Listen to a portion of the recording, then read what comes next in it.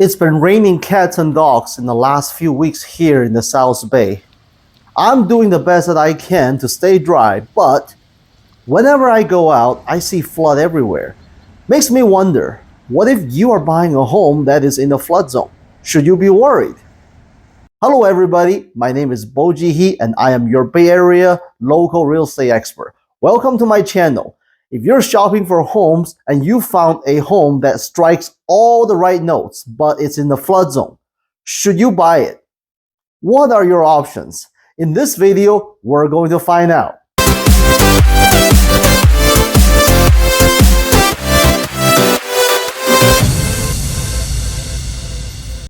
So, what is a flood zone? Basically, it's an area designated by authority based on the likelihood and severities of flooding in that particular location. Flood zones are typically determined by factors such as topography, hydrology, rainfalls, historical flood data.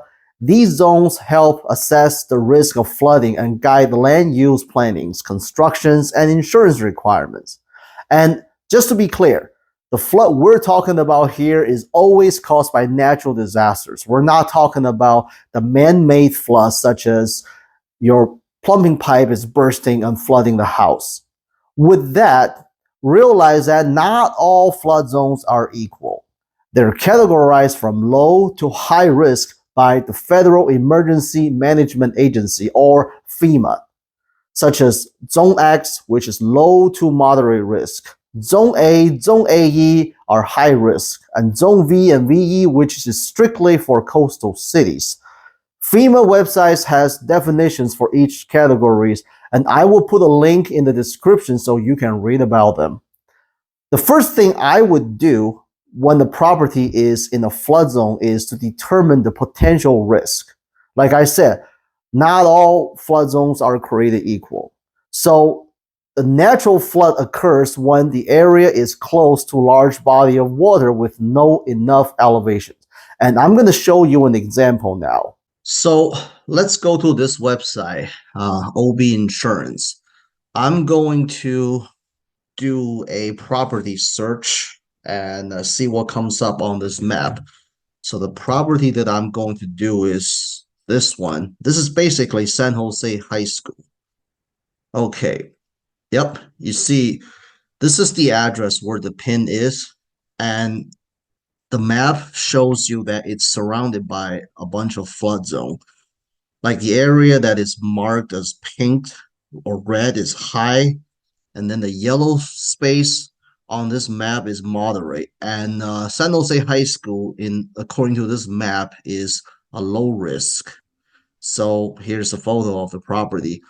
And basically, if you know, like this part of San Jose is near the Guadalupe River, like Japantown. And if I zoom out a little bit, like on this side, it's the Guadalupe River. It basically runs through the entire city of San Jose. And around the San Jose High School, the body of water here is the Coyote Creek, which is near. And then there's another creek here somewhere. It's right here. I don't know if you guys can see it. It's the Lower Silver Creek. So there are a couple of streams and rivers that runs through the city, and it could potentially cause flood. And in fact, if you look at, I believe back in 2017, the Guadalupe River had a huge flood that caused a lot of flood damage around the city. So if you're looking at historic data, yes, there has been severe flood happening in the area.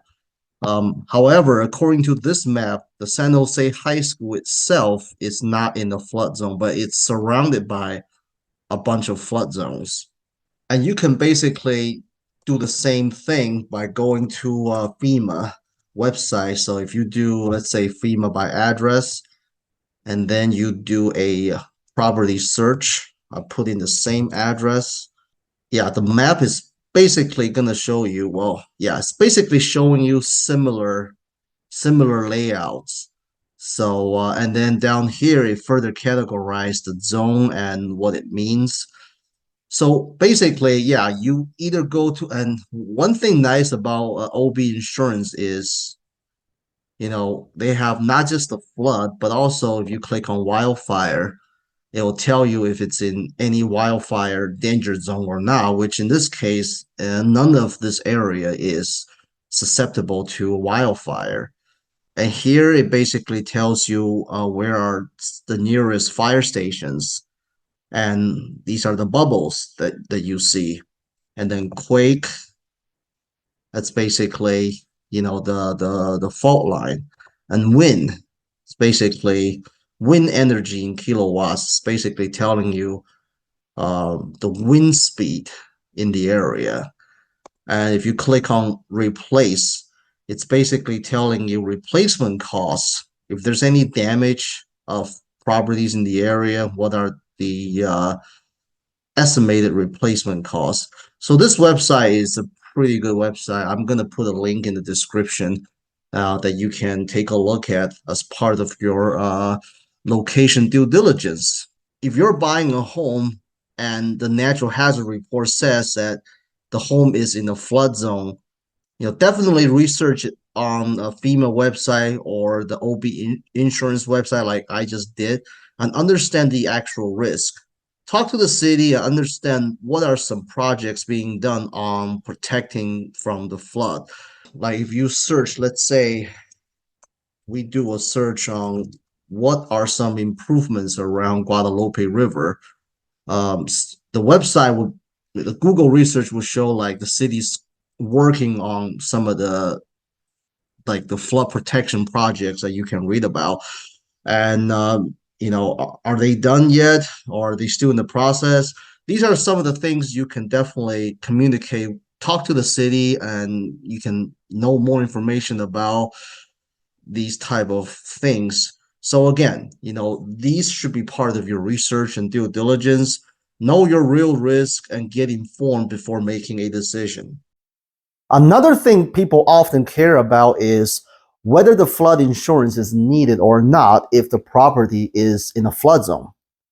If the property that you want to buy is in a flood zone and currently it has a flood insurance and elevation certificate, sellers will provide them as part of the disclosure files.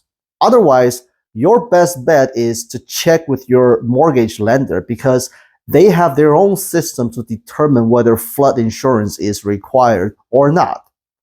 I know flood insurance can be an extra cost, but your typical homeowner's insurance doesn't include flood insurance coverage. So if you choose to purchase a home that is in a flood zone, having the protection against flood is an additional peace of mind.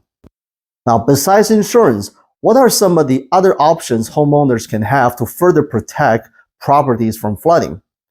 First, you could elevate a home above the base flood elevation. This would cost some money, but it will not only protect the home from flooding, but also it will greatly reduce the flood insurance premiums by a lot. If you're planning to keep the home for decades, it's a good idea to do so.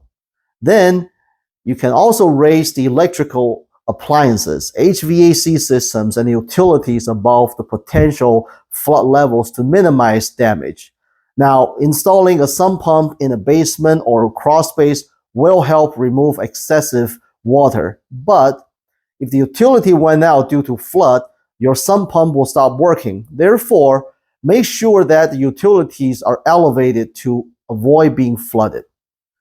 You can also modify landscapings to promote proper drainage away from the home.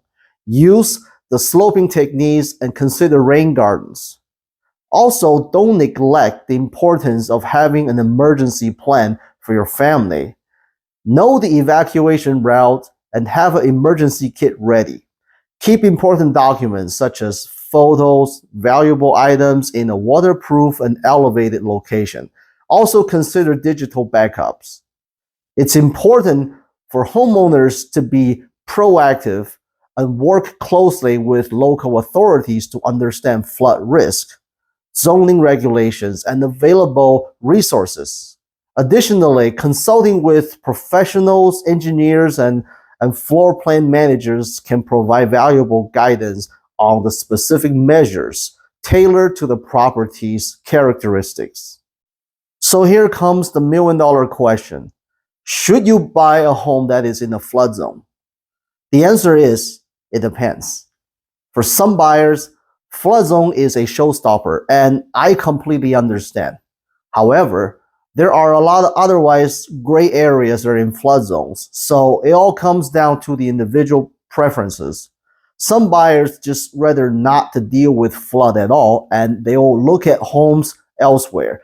But if you really like the home, love the area, as long as you know the risk, know your options, and can prepare for it, it can still be a great option. When the market was crazy hot, like back in the pandemic market, flood zone homes were appreciating like crazy, just like anywhere else. So, I mean, people do live in these areas and enjoy their life. The real key thing is to be well informed, prepared, and be protected. All right, that's all for today's video. And if you have any questions on this topic or real estate in general, feel free to contact me, and my information is down in the description. I'll see you on the next one.